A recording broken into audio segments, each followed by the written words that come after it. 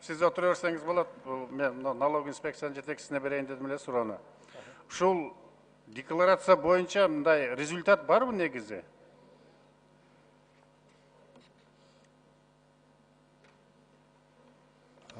Единый налоговый декларация боюнча результат бар.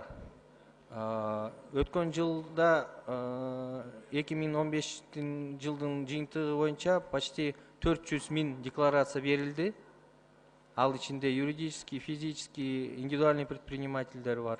И ежегодно ошол берген декларациянын рост болуп атат, где-то приблизительно 10%. Жок, мен мааниси боюнча айтайын деп атам да, мисалы, мен өткөн жылы Бабановтан кийинки бай киши болупмун да. Бабановтун бир күндө тапканын мен 10 жылда табам.